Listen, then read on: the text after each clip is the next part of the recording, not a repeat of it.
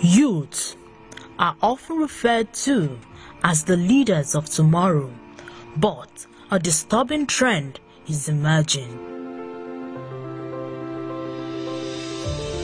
Rather than learn the ropes and build a career to climb the ladder of success, many youths now seek instant success by whatever means. These future leaders are falling into the temptation of lust for money, driven by the get-rich-quick syndrome. More alarming is the rising number of internet fraudsters, popularly known as Yahoo boys.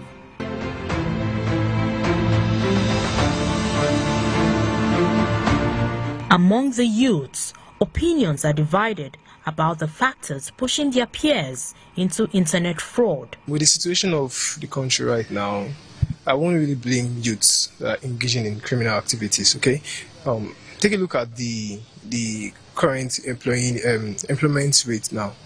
Most graduates don't even have jobs, okay? So what do? They have to fall back to criminal activities. I would say the main reason is just an easy way to make money, I guess. I think, obviously not everyone has the means or access to go down the route of going to school, getting an education, getting a good job. So when you're kind of put in that position, you just think, okay, what's the easiest, quickest way I can make money? They don't want to really do any work. So at the end of the day, it's like, maybe I should just probably engage in cybercrime because it's faster for me to talk to one white woman and just, toast her and get money off her. Extravagant lifestyles and everything is turning a lot of youth's head and stuff, so the faster way seems like a better way for them, so they just go that route, and some it works for them while others they shift towards robbery, but the more convenient one for them, they stay at home and they just press their phones and funds come in for them.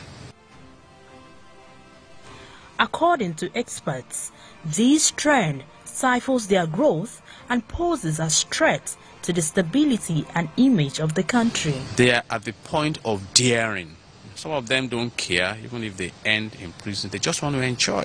And there's this concept of instant gratification in law and also in psychology. Now, let me just have it now. The penalties can be from life imprisonment to some years of imprisonment or fines or combination of both, and forfeiture of the proceeds and the benefits of the financial crime. The Nigerian Penal and Criminal Codes criminalizes impersonation, a key element of internet fraud. States of the Federation also have their own laws which prohibit these acts as well as provide various punishments for them. But despite these laws, these youths are not deterred from getting involved in internet crime.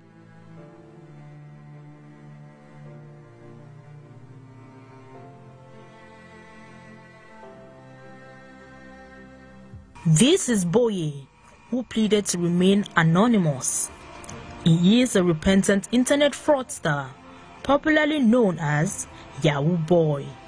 He says his desperation to pay his school fees and his father's negligence to cater for his needs led him to internet fraud. I go meet one of my guys. I reason and say how they be. This was me say I want enter. He can't say okay, no problem. Say he go connect me one of him guys also. And that guy, I can't follow along. Say how they be. I can't give me up this small. I will not be work. If person go learn like tailor work. No. I person don't sabi no. Go person go do on his own. No. But let me say the world today is like that too. But based on who teacher.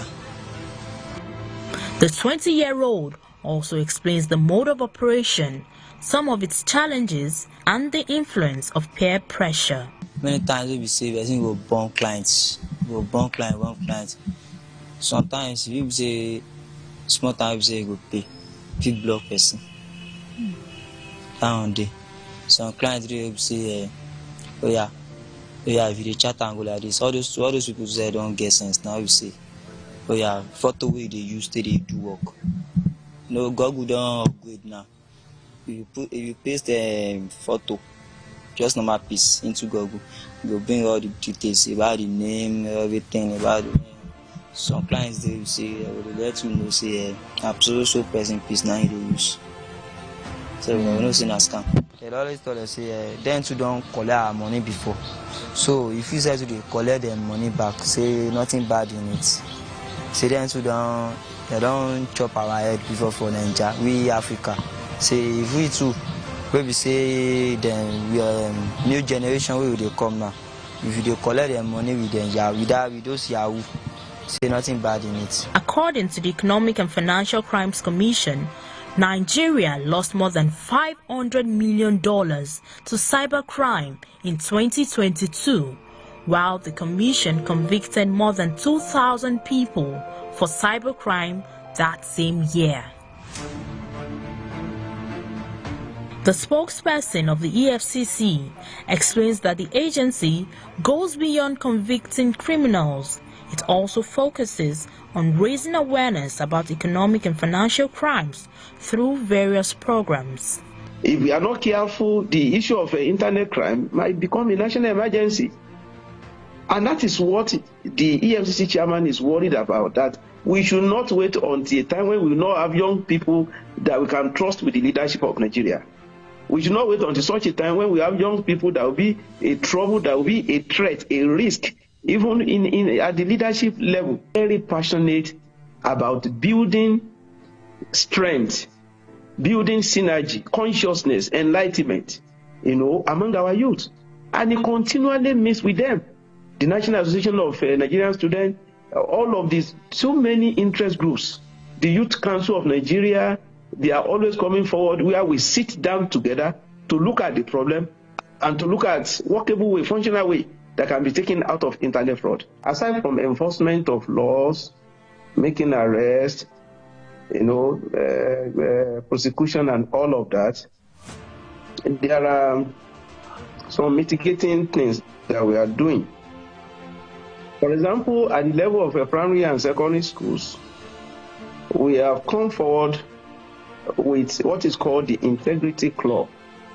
The Integrity Club is a running point of discussion, is a running point of persuasion, building strength among young people. Mr. Oyiwale also advised youth to explore other skillful alternatives instead of crime. Nigeria is a country of ample opportunities for self-actualization of people that are reform-minded. Our young people should also try their hands in innovations,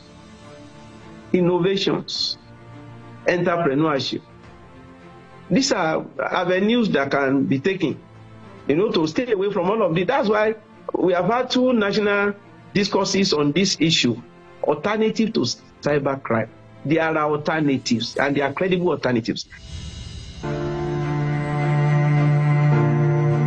In the World Cybercrime Index, developed by researchers from the University of Oxford and University of South Wales, Cambria, Nigeria has been ranked 5th among countries with the highest instances of cybercrime globally.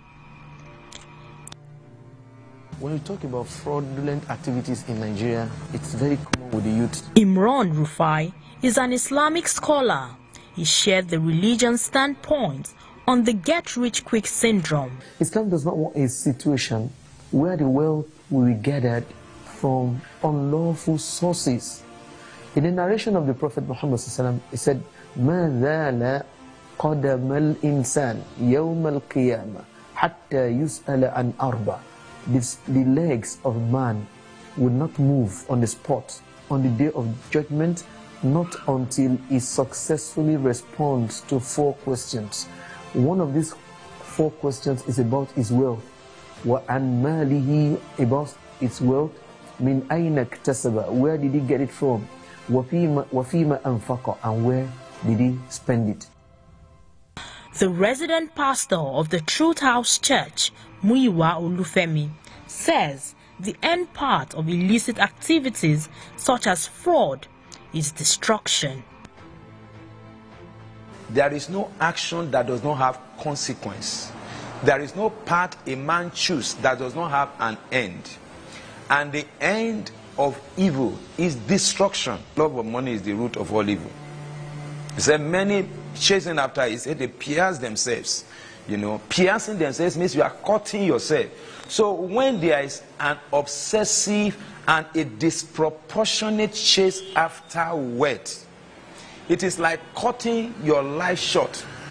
They highlighted their roles as opinion leaders in addressing this growing concern and promoting positive values among young people. We use international days and other days to seize the opportunity to talk to them. For example, World Youth Day, World Children's Day. All these opportunities, we mount the podium and we seize the opportunity to explain to them what it implies to the youth and how to make the best use of that stage in life. A lot of these young people, they have a void they are trying to fill. They feel money can fill it.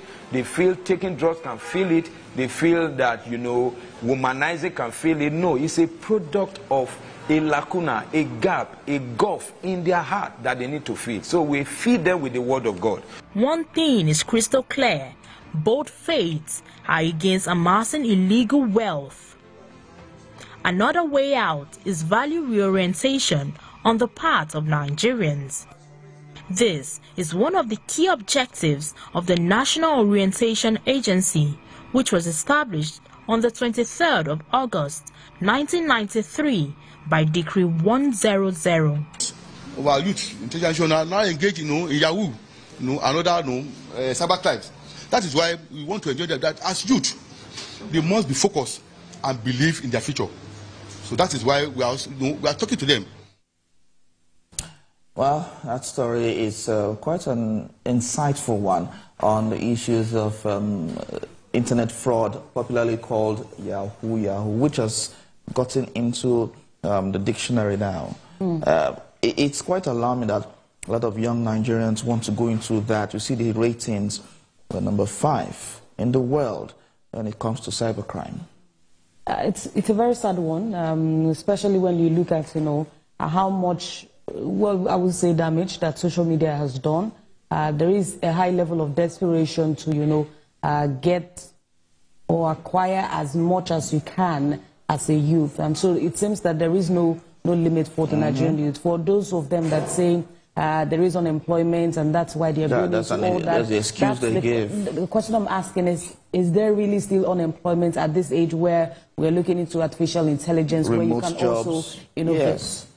All right, so of course, we'll have this and many more in our next